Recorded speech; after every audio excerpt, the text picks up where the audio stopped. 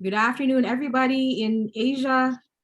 So I see a lot of you coming in, so we'll wait for everybody to be inside the room before we start. And somebody has raised their hands. Questions later. Let's listen to the speakers first. Okay, so there are more people coming inside the room. Thank you so much for joining us. It's a beautiful Wednesday from where I am, even if I am inside a confined space because of the virus, but still we have a lot to be thankful for. So all of you are welcome to this room. So just so you know where you are about to hear the webinar hosted by the Embassy of Italy in Hanoi on climate change and emerging diseases. So still a lot of you coming in. I'll give it 10 more seconds and then we can start. Thank you. Go live too as well, ma'am? Yes, please, Weston. You can do that now. Thank you. Yes, ma'am. Okay, I think 406 still climbing, but I think we can start. So again, good afternoon, everybody. My name is Dr. Jenny Lynn Almaco. I am a regional coordinator of Euraxis ASEAN. I am the other half of a team here in ASEAN. I will introduce my colleague later. And welcome to EU Research and Innovation Days, ASEAN 2021. It's the annual flagship event of Euraxis ASEAN and its partners. And it is designed as a platform for early career researchers, innovators, practitioners, and activists from across the ASEAN region to explore opportunities for collaboration and career development with European partners.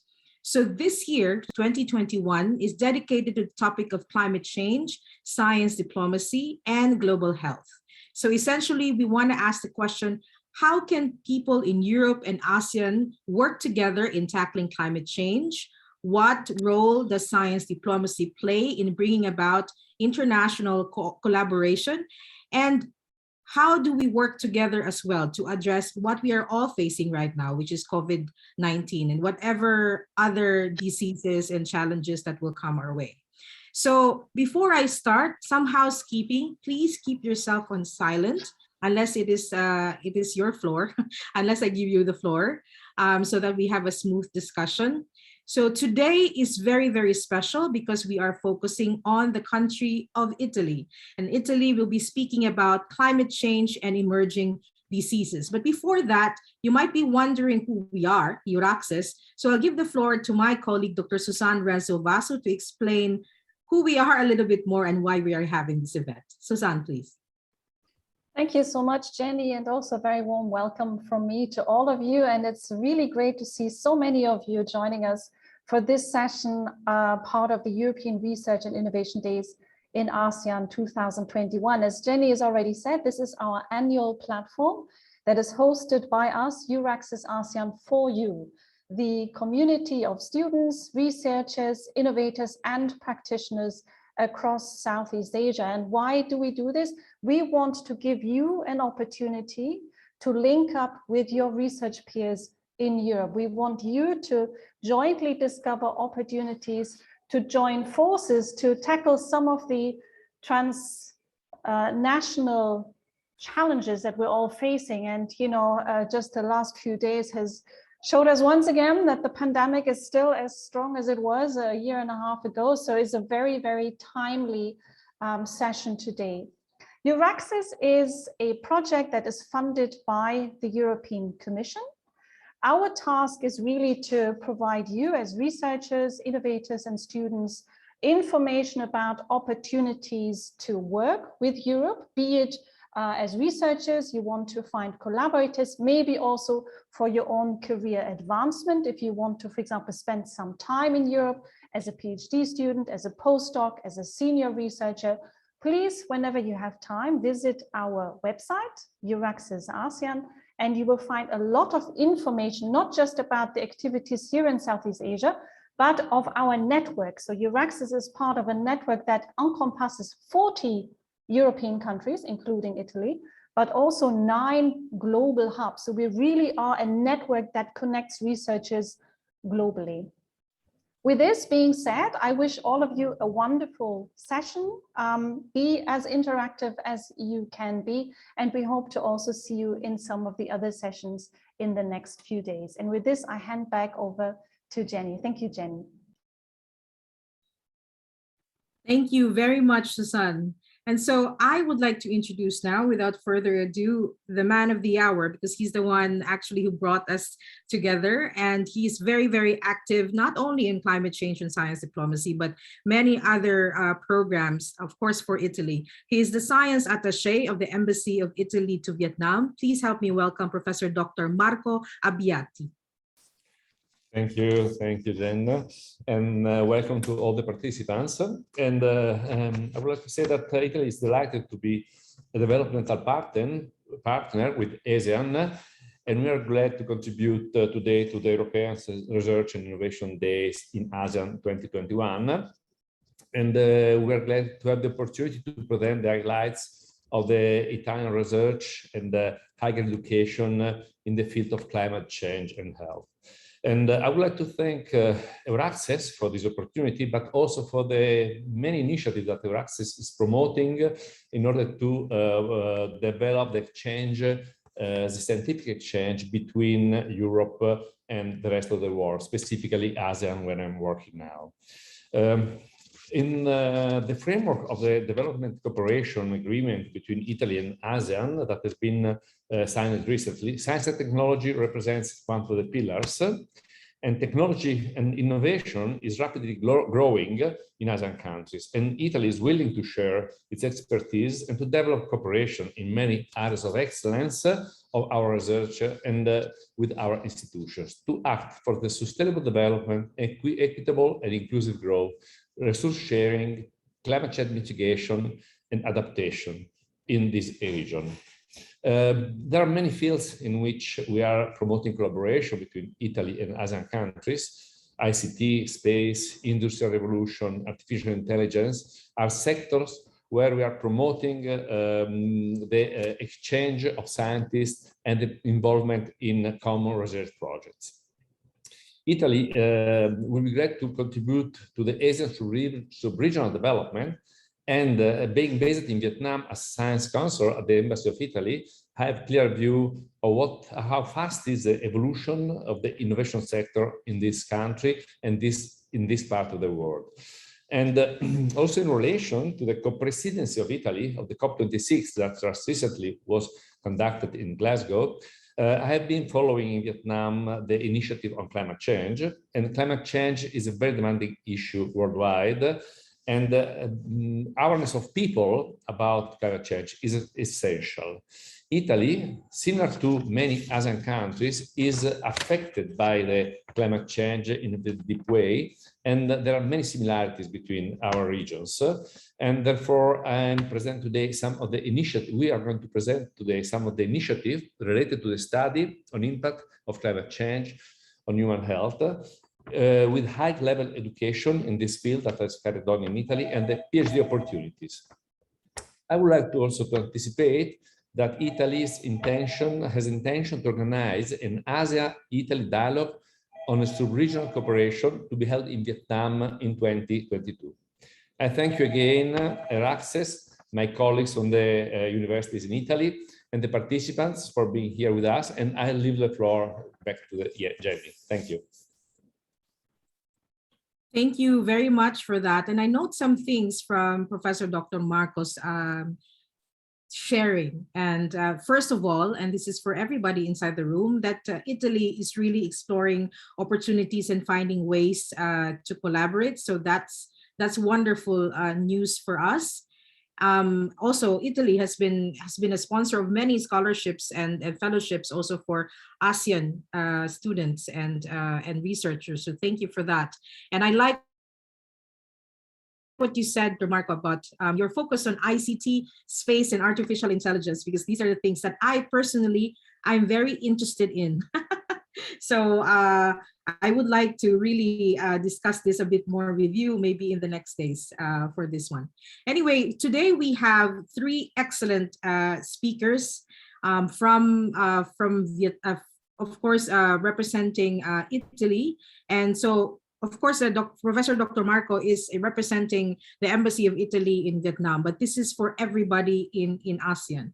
So I'd like to introduce our first speaker, and he is, hold on, because my internet is not working very well. Anyway, yes, he is with the University of Bologna from the Department of Biology, Geology, and Environment. We are very, very privileged to have him here, and thank you so much for taking the time. Dr. Antonio Navarra, the floor is yours. Good morning, everyone, and thank you to Euraxis for providing this opportunity, and to the Embassy of Italy in Vietnam for actually pulling everything together. So thank you very much. And today I have a very difficult task. I'm being told that I have about 4 hours to discuss climate.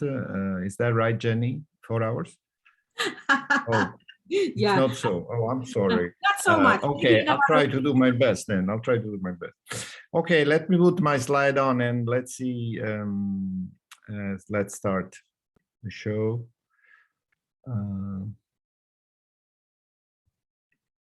Okay, all right. So I want to give you some very quick introduction of what we do in Italy on this issue.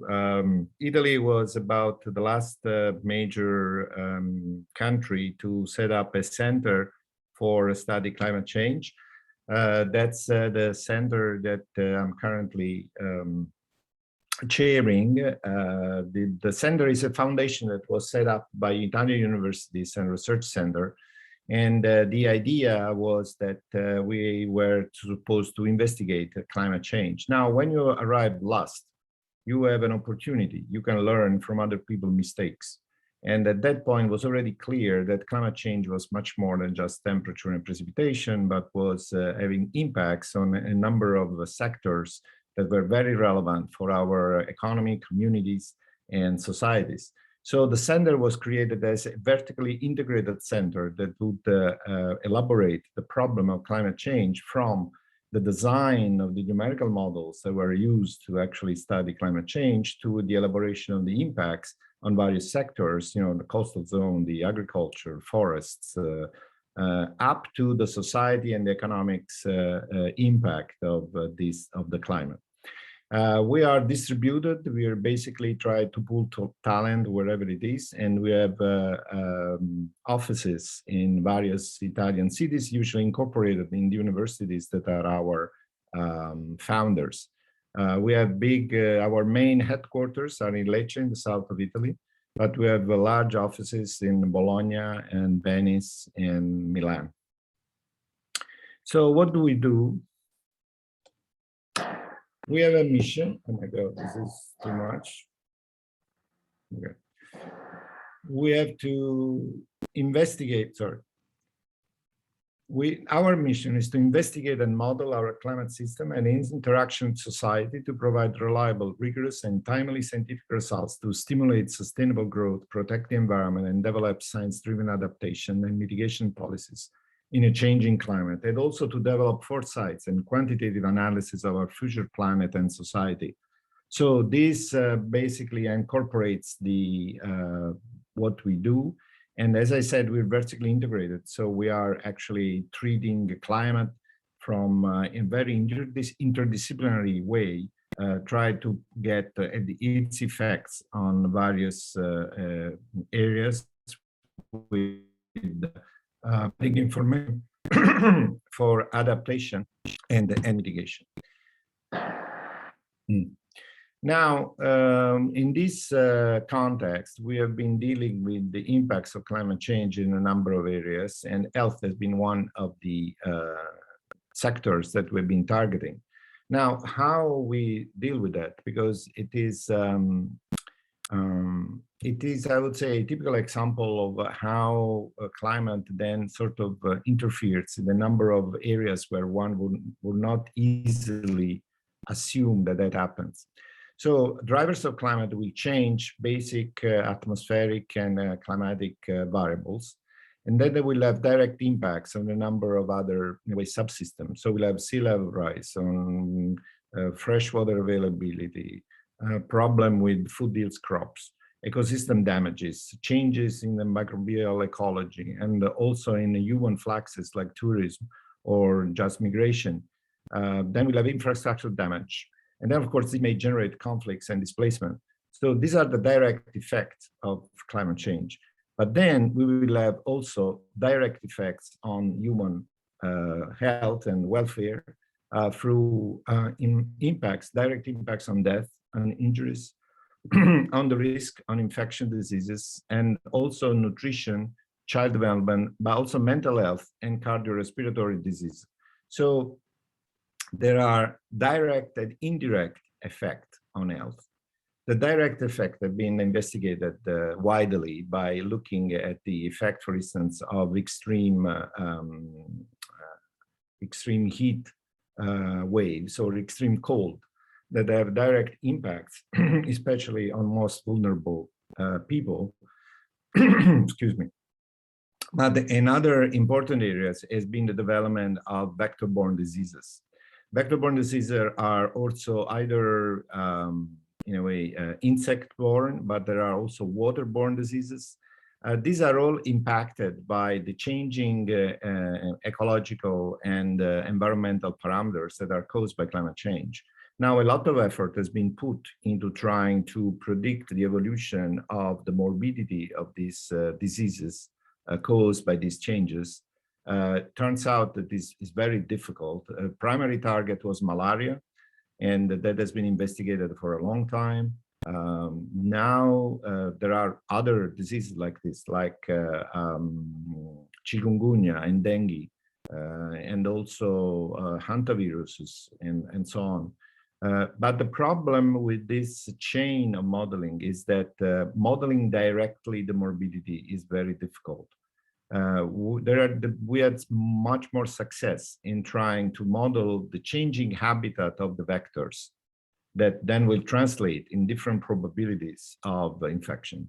So that's where the attention is now, is really try to focus on how the habitat of the main vectors of the main diseases are shifting under climate change. Because if temperature and precipitation are changing, then of course their habitat is moving. And then, of course, to make things even more complicated or interesting, according to your point of view, these habitats are all affected by human activities as human sort of interferes into the wild environment, putting in context human communities with pristine areas where there are not so well-known vectors and or diseases. So there is an issue where we put together not only the climate change, but also the changing land use and the changes in societal structure. And this brings everything together. And that shows, I think, how interdisciplinary research is really important, because you cannot really grasp this problem without putting together climatologists and specialists of public health, and of course epidemiologists, but also experts of insects and of the ecosystem. So it was really fascinating, and I think we had a lot of very interesting results. How do we do this? Well, we at CMCC, we're basically working with numerical models and of course climate numerical models, but we also use artificial intelligence, Jenny, so we're starting to do that. And this is just that's pure advertisement. This is our chain of supercomputers. So this is our last system now. We're installing, we have about 25,000 cores. So it's a significant amount of power that we use in our research. And also in our collaboration with universities, we are working strictly with the University of Bologna and other universities in their PhD programs. We're sharing researchers and students and results.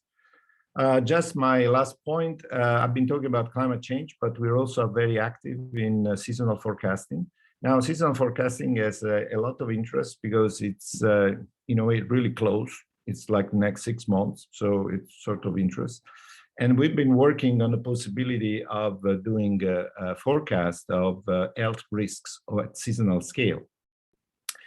This is now our present system. We're in the process of moving to our next version that basically will be higher resolutions everywhere.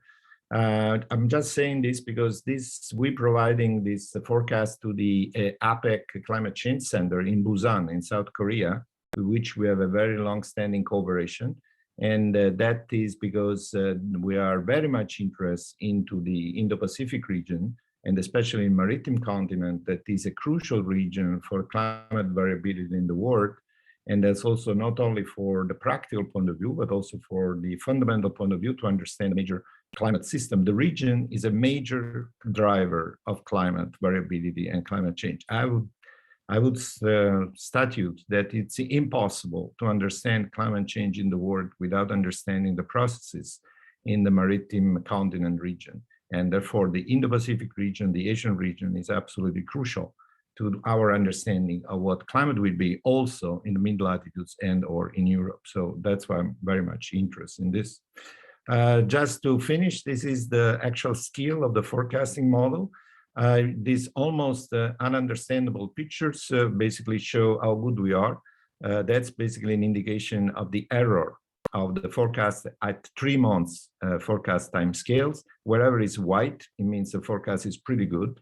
And wherever it's red, it means it's not so good. And that's the top is when we do the forecast for the May, starting in May. So that's for the summer. And the bottom one is for the winter. And so we can see that in the maritime region, in the South Asian region, basically in overall the tropics, we're doing a very good job. So that's, I think it's an interesting opportunity for collaboration at a scale where many practical applications exist. And we are attaching to this the possibility, what we are investigating, how to downscale from the seasonal forecast, the risk of health problems and health outbreaks and something like that. So I think I'm done. This is our website, and there is much more information here.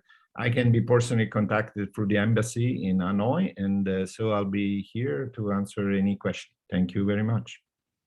Thank you so much, Dr. Antonio Navarra, for that interesting presentation. And of course, I like everything, but most especially the supercomputing part. I really want to learn more about that. And one of your slides, I think, really got to me, particularly this link between climate change and diseases. And I see there not only dengue, which is a huge problem in ASEAN, but also mental health. And I think that's that's an important part. So maybe later on, after all the presentations, we can discuss this a bit more, because especially since all of us are still inside our homes, and so we have this as a problem. So thank you so much for your presentation. No, you're right. Mental health is underestimated. Absolutely, absolutely. So we'll discuss it a bit more, but now I'd like to introduce to you our next speaker. She is from the Department of Physics and Astronomy of the University of Bologna, Dr. Nadia Pinardi. The floor is yours. Thank you so much for joining us today. Thank you. Thank you for this interesting meeting organized by the Italian Embassy. Thank you, Euraxis, for allowing this. Okay. Can you hear me? Yes, we can, very clearly. Okay, thank you. So at the University of Bologna, we have recently started a multidisciplinary program on which is called the Future Earth, Climate Change and Societal Challenges, in trying to embrace training in this transdisciplinary framework that was previously described also by Antonio. This is our website, and the PhD program, in few words, tries to focus on the new science paradigm, which is has gone from empirical and descriptive to systemic, holistic, and convergent. And embracing this this goal, this new science paradigm, means changing our paradigm of teaching and training. The last part, in the last part of the professional life of our young generations. We try to do so by focusing on the interdisciplinary training on the natural and man-induced risks, thinking about a multi-hazard resilient society with particular attention to climate change risks, fostering education on advanced technologies for green transition, advanced knowledge of adaptation planning and processes for policy innovation, and building communication skills and capacity to work together in a multidisciplinary setting. This is easy to say, quite difficult to achieve in training, because you have to be rigorous. At the same time, you have to give this wide view and vision of what are the problems of our society and how to tackle them in a science-based fashion. So in order to do so, we collected all our knowledge at the University of Bologna that is encapsulated into 17 departments that offer specific training on different components. And they all offer teachers and supervisors to the program, to the PhD program. So the PhD program, however, has to focus on some aspects, and in order to order the ideas around this new approach to the future of our Earth and the climate change and the society, we have 5 curricula which are offered. One is dedicated to the Earth system. It's mainly physical, biochemical components. Then the impacts, adaptation, and vulnerability studies follow from an engineering, especially point of view, but not only. Then we have many departments focusing on technological innovation for a decarbonized society. We have socioeconomic and legal studies for mitigation of climate change. And last but not least, the One Health new curricula that focus on the interlinks between health in the animal, in the general ecosystem, and human health. Okay, so how do we achieve, how do we organize the training in these 3 years? We have 6 months of intensive courses right at the beginning of the 3 years. The first is the 5 thematic courses. So all students are given the transdisciplinary training. Then we follow with a compulsory big data and high performance computing training, going to artificial intelligence and statistical training, which are all compulsory. And then there is a choice on 3 specialized courses that are given in the specific field of interest of the PhD. Then the research work with a supervisor and a co-supervisor starts at the main theme department. For engineers, one of the many departments of engineering that are associated with the PhD program. For biologists, the biology department. Then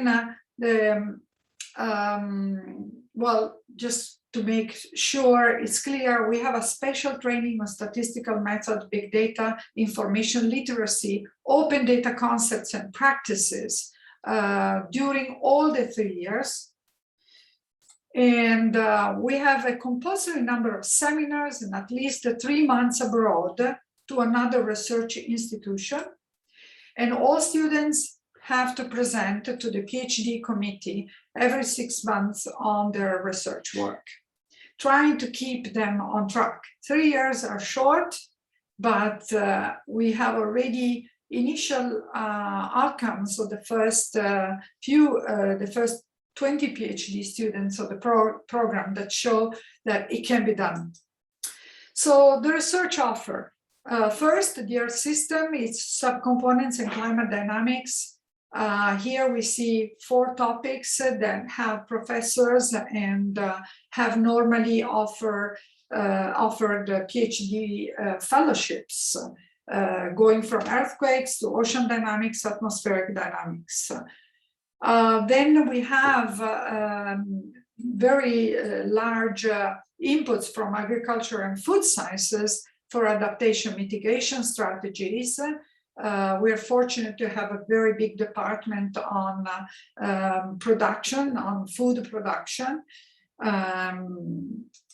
And then we have the environmental engineering components going from hydraulics to geoengineering and transport issues.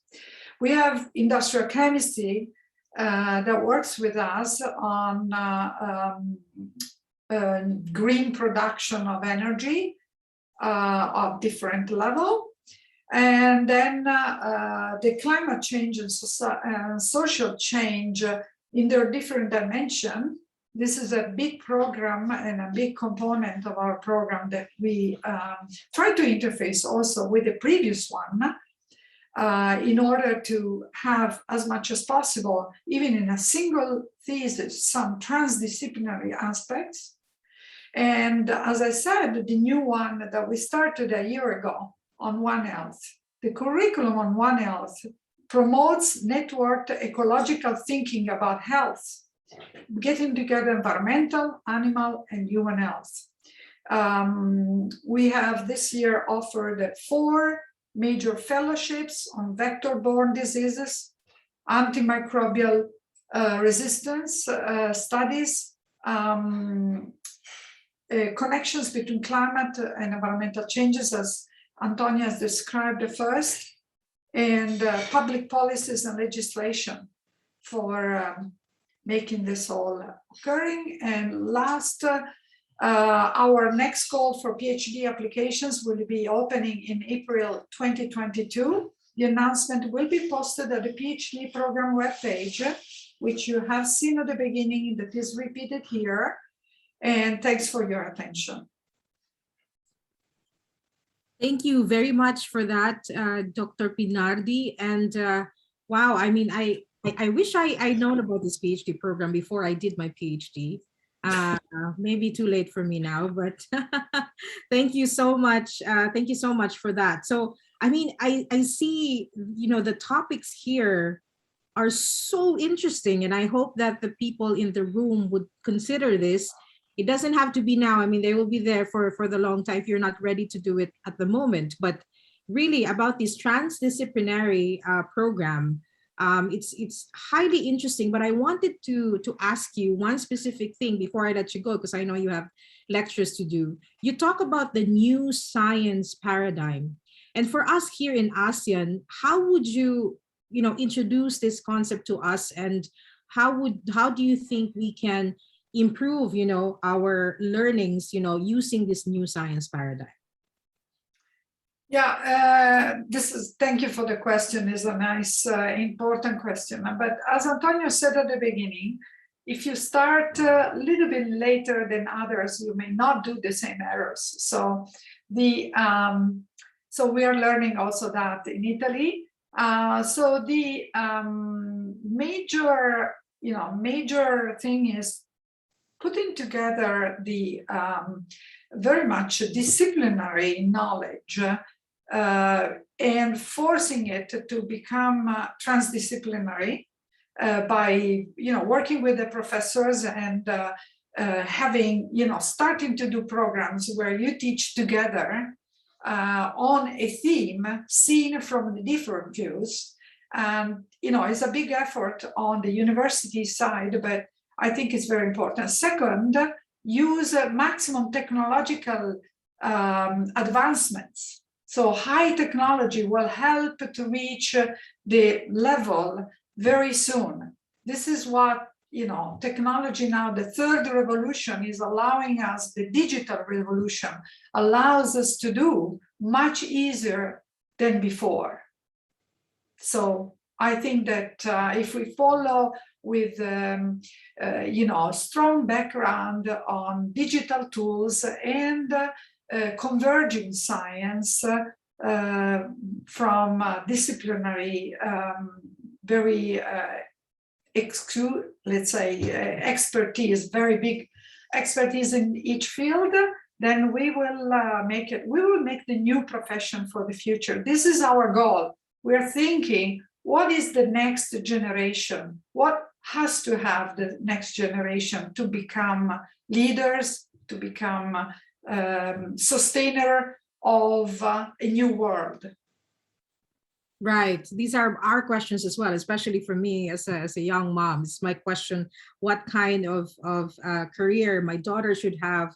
Of course, it is her decision in the end, but, you're thinking about making sure that her environment, there's an enabling environment for her to flourish at the same time that she's also helping to make this environment. So now you have actually applicants. I see here Rafael Deo Estanislao writing, thank you for letting us know of this program.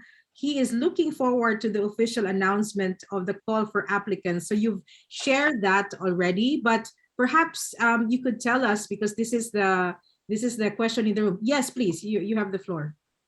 I have also an interesting proposal that we should maybe explore with the Italian embassy. We have different ways to make agreements between the University of Bologna and Vietnamese universities in order to have exchange students and co-design training, specific training for, we call it co-tutel, and this will allow, students, for example, to stay for some time in the original university and come to Bologna for part of their training. So we have a very big office for these international agreements. We have agreements with China, with the US, and with South Africa recently, one, and we would be very interested in developing one specifically for Vietnam, maybe. Yes, but actually, I think Rafael Deo Stanislao is from the Philippines, if I'm not mistaken. But yes, duly noted. I'm sure it is also open. Yes, absolutely. Yes.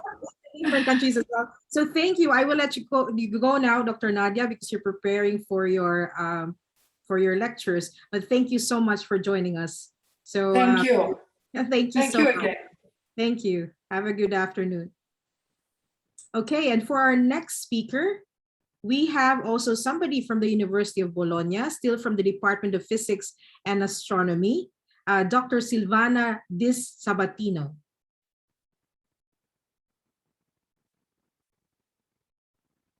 Dr. Silvana, please, the floor is yours. Thank you so much.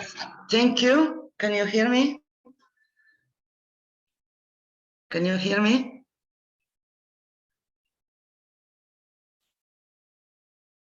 Yes, you can. We can hear you. Please start now. Thank you. Yeah. Can you see my slides? Yes, we can. Thank you. Okay.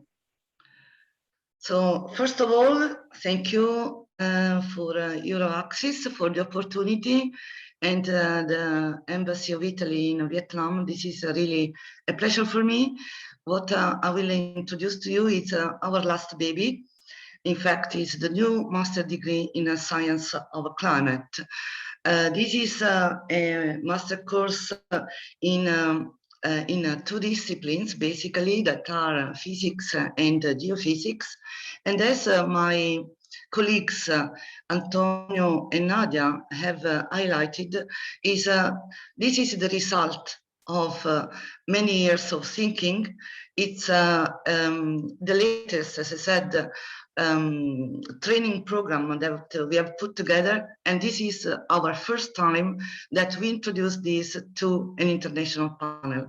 So we are really honored of that. So you're the first one, and also it will be interesting for us to have your feedback, your interest, and I will try to show you what has been our thinking in developing this program.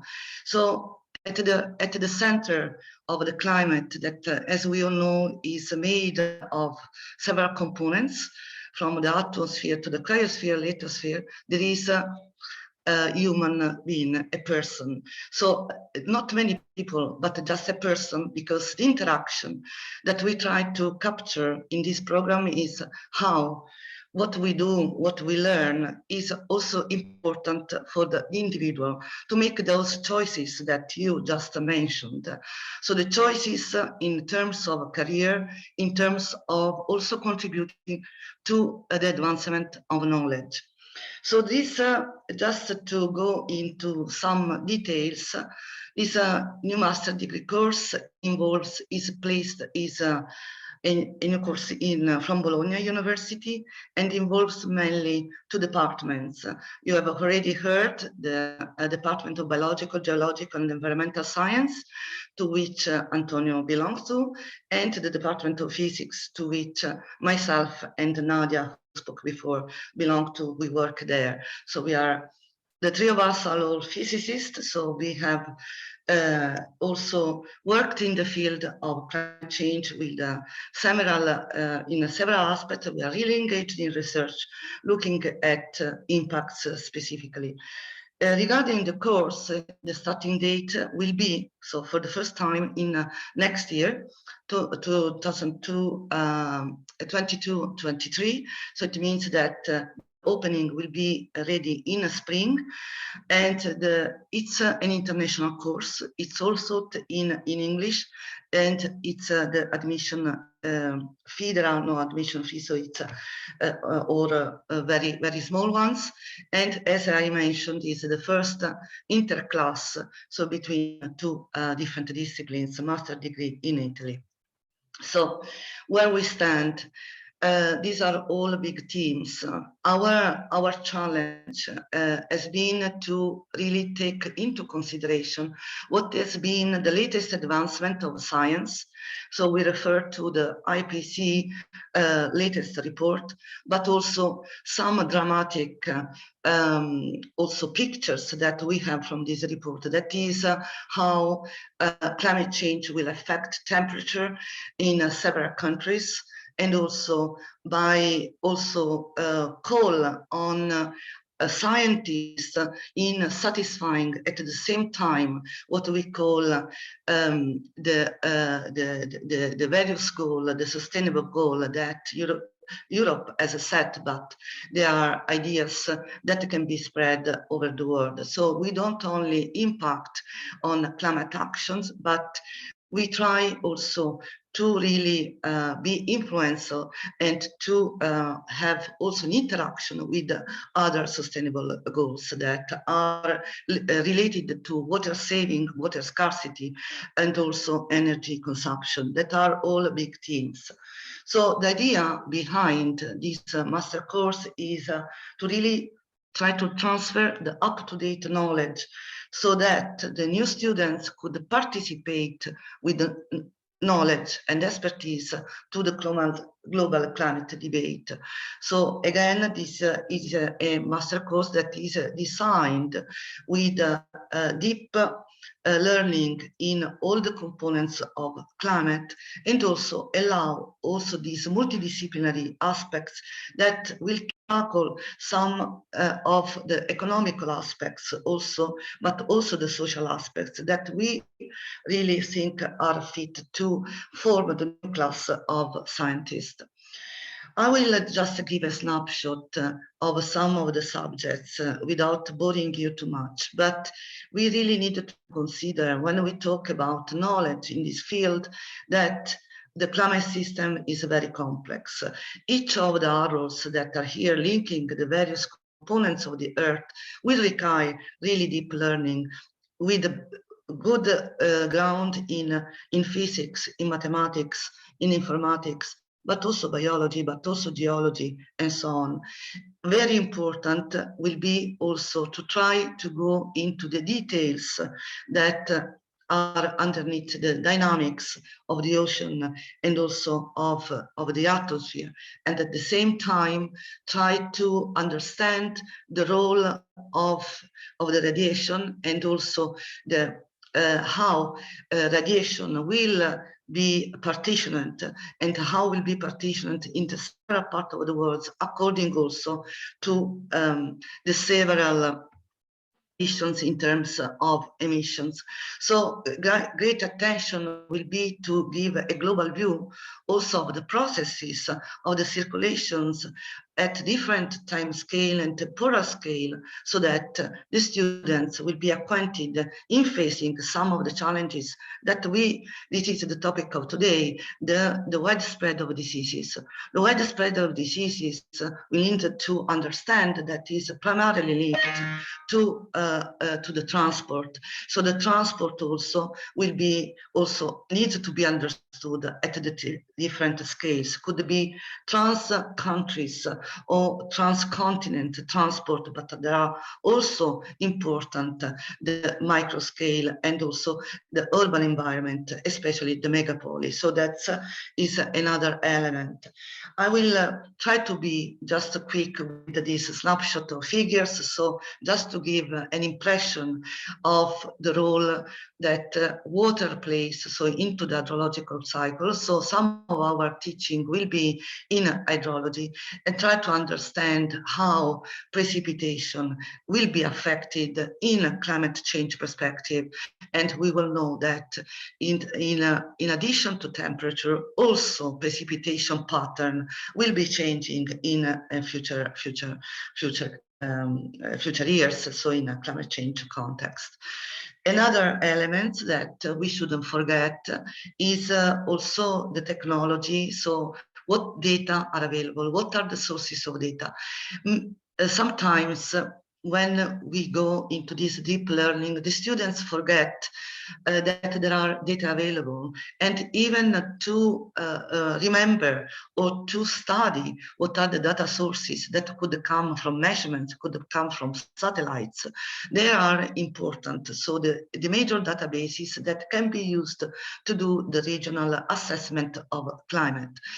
Without forgetting that the evolution of climate come from it's a part of the Earth system. So we shouldn't forget that climate is in evolution. So this is an important aspect.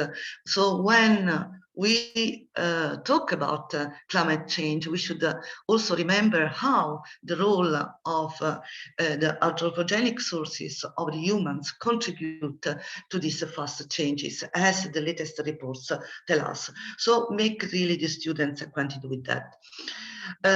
To finish, just as an overview, for us in this course will be important to really identify an educational path towards the numerical modeling. So where numerical modeling is interpreted for each of the components of the climate system and their interaction. So there are courses that will teach the student from the basic of programming towards understanding this interconnection for the proper and adequate scale, without forgetting and remembering the role of data quality and the data sources. So the model, no model is good per se, but a model is good if it's able to fit a certain purpose. So even to develop this critical understanding, the critical approach towards the large availability of models and tools, it's one of the learning outcome of our course. I will not just to recap that our intention is at the master level to educate new class of scientists that could be supportive also of the various authorities and also in the governmental panels, so that they really understand how to use climate data and how to use it for the development of industries or developing also of the economical opportunities in each country. Each country will have, based on our culture and also a certain let's say, challenges or certain expertise and excellence. The idea is to support also the economical growth with a better knowledge. Just a snapshot of how it is organized is a 2 years program. It will be so in 2 semesters per year with credits associated to that, and we will have a range of compulsory courses that come from geophysics and geological science, but also applied physics in the first year. And after that, in the second year, it's widened the opportunity for the students to identify that specific curriculum, let's say, in 2 classes, either physics or geophysics, and then there are courses in biology, in chemistry, in hydraulics, and so forth. The second year, the last semester is devoted to internship, and also there are other elements such as scientific and technical writing, and also the final examination. The idea is to have also to have an international play in our course, so that collaborations for supervisions are welcome, and also we really welcome international students. So for now, thank you. I just put the contact's name, so the speakers today are at the front end, and they formed the core group of professors that initiated this new project. And really thank you, because it's the first time that, as I said, shared this view with all of you, and thank you for the opportunity. I thought that was fantastic to have all of you listening to us today. Thanks. Thank you very much. That was wonderful. A lot of information on this. I mean, why did this come right now? And I'm done already with my master's degrees and my PhD. I mean, you people inside the room, there are 650 of you. You're very, very lucky to learn about this incredible program. I mean, the great thing about this is it's not just about learning to having excellent knowledge, but really also finding out how to fix the world, you know, and how to make sure that we have a future to look forward to. So that's really amazing. So thank you so much. I am bringing back in all of our speakers right now, and I'm turning off the presentation. Thank you so much, Dr. Silvana, for turning it off, so we can have a little conversation. There are some questions here in the room, and I'll start with a question that's directed to Professor Marco, but I think and every one of you can answer this. It says here, how do you appreciate what? span of time? Sorry, we lost the contact. We couldn't hear you. We lost you, Jenny. Okay, sorry. Am I back now? Yes, you're back. Okay, all right, okay. Yeah, I was afraid of this instability of the internet. Sorry about that. Okay, I'm gonna ask the question again. How do you appreciate the fast pace of mutation of the COVID-19 virus to different subvariants in just a little span of time? Is it more attributed to climate change, or is there a human intervention that hastens its? That's a really difficult question. I mean, there are hundreds or thousands of people that try to understand what's going on with this virus since a couple of years, and we are still not really understanding much about his behavior, let's say. It's hard to see a link both to climate change directly or to human activities directly. I mean, viruses, we know that, mutation in viruses is occurring very frequently, and is spreading very frequently. So it's very hard for me to see a relation to climate change or to human activities. For sure, as Antonio Navarra was saying, climate change can promote the spread, can facilitate the spread of viruses, but I don't think that can act really on the mutation rate of the viruses. That's my perception, but I don't know, Antonio or Silvana, what's your opinion about that? Well, I have a general rule, and you cannot explain phenomena with very different time scales very easily. And that translated means virus Virus mutation occur within human bodies, so there are processes that are extremely fast and confined. And climate change is, I would say, too much of a larger scale, both in time and space, to directly influence the mutation rate. So, no, I'm not an expert, but I would be rather unconcerned about the effect of climate change of the actual mutation rate. But we should be concerned about it for many other reasons. That's not climate change, I guess. Yes, For me, if I may, I could add something. This is a really interesting question. As we said, we are, let's say, physicists, and so it's a kind, not doctors. This is an example, this pandemic, it's though just a reflection. We needed to really to think that we need to work together. So we need to work together as experts. There is not one single expert, and we not know all. What I can say is by learning about the climate and by learning about how the Earth works in their interaction will be one way of at least understanding the spread of the disease. So let's say that this augmented knowledge in the relationship between the components, but also the interaction between people, how they cluster together rather than how they use the resources. These are elements that can help us in predicting, at least using the environmental conditions, the pandemic. So it is very important that we learn as a scientist a bit more of our system, because we are still behind.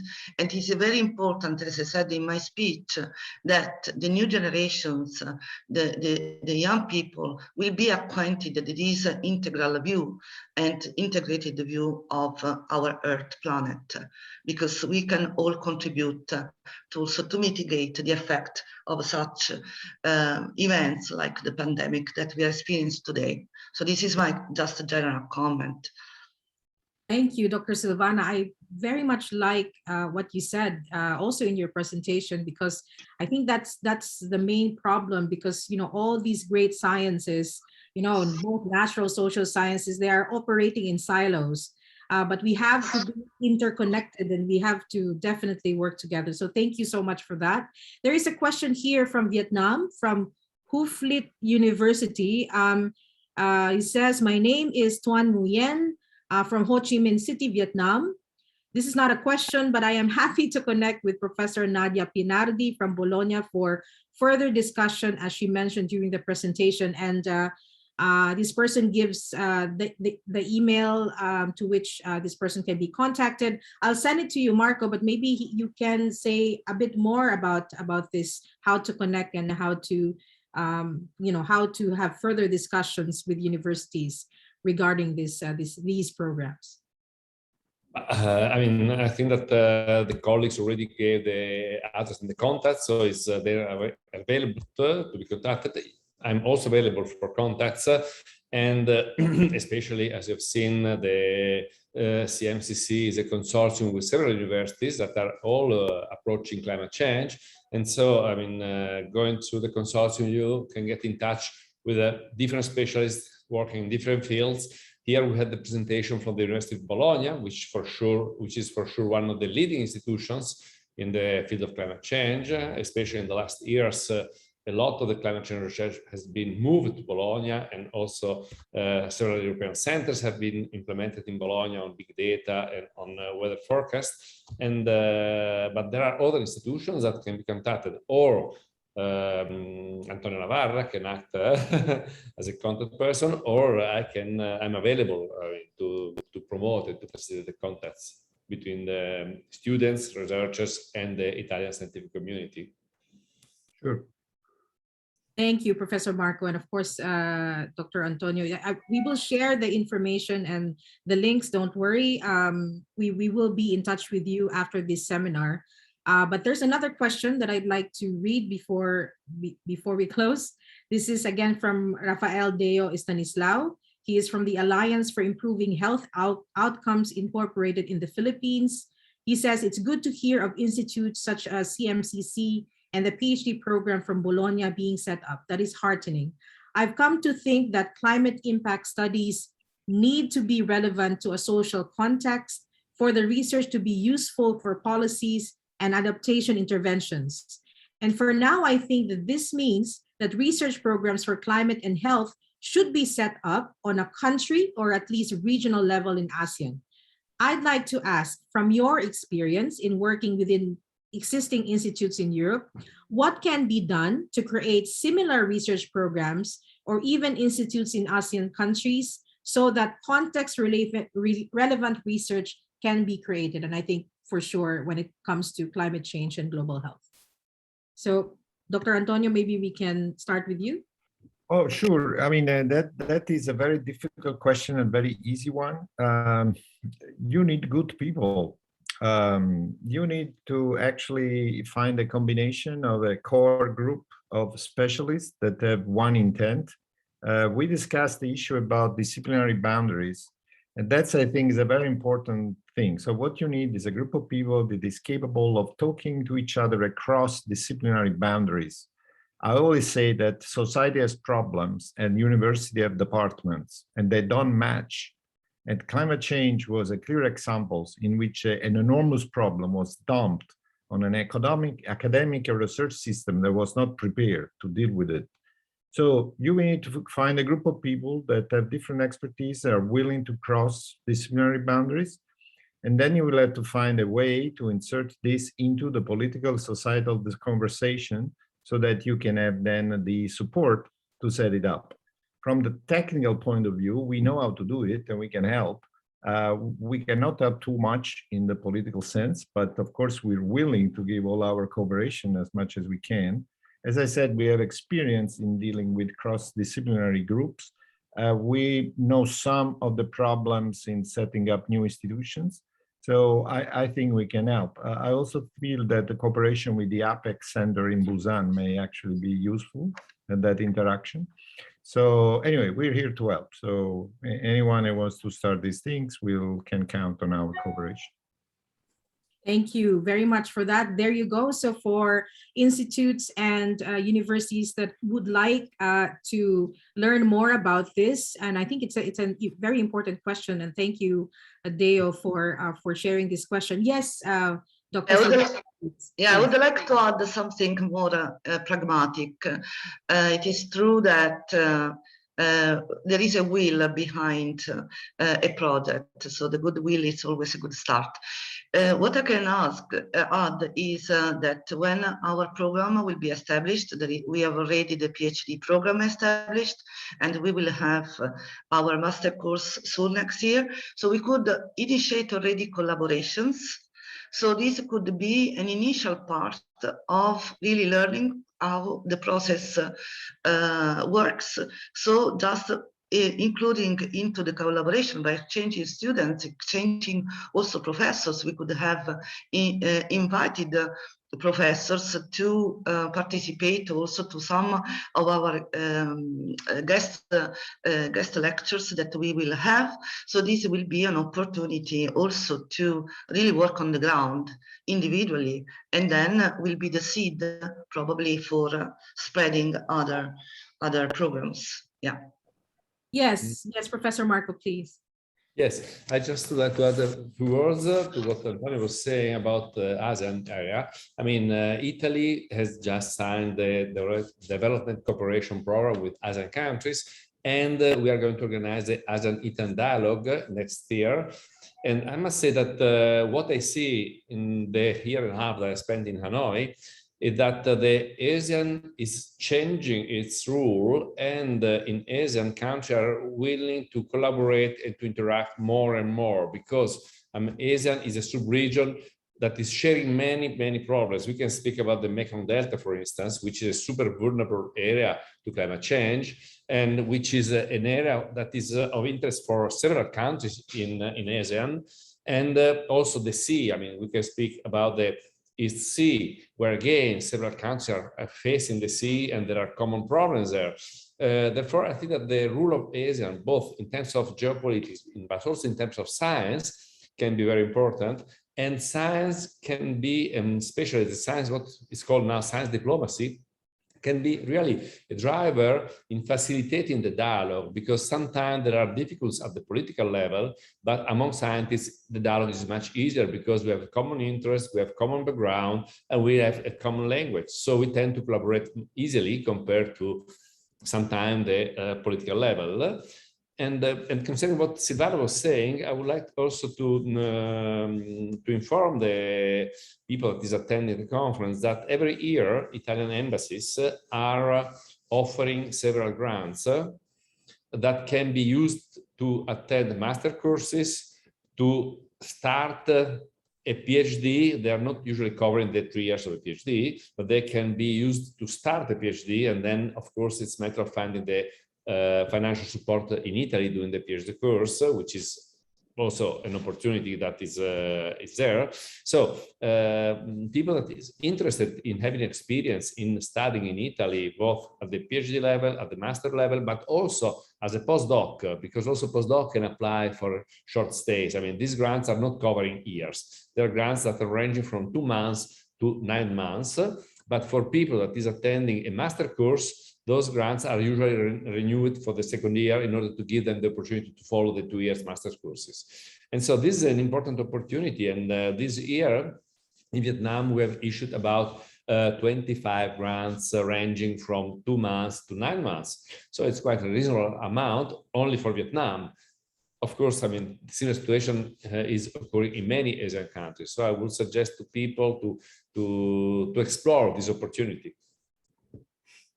Thank you very much. Yeah, definitely. During the European Higher Education Fairs, also the Study in Europe affairs in Singapore, in Indonesia, in Malaysia, in Thailand, and also the Philippines.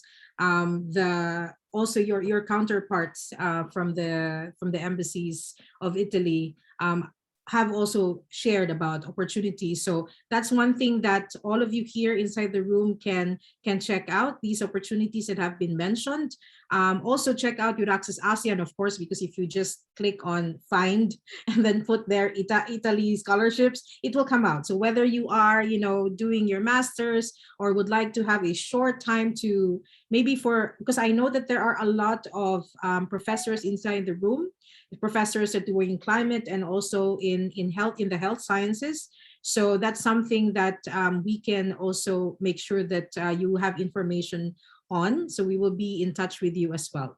So unfortunately, we're running out of time, but I would like to give the floor again to our speakers for their last words. We still have some 2 questions, but and I think you can see that it's either you can answer those questions or you can just maybe just wrap up your message for this afternoon. So please, Professor Dr. Antonio Navarra, thank you. You have the floor.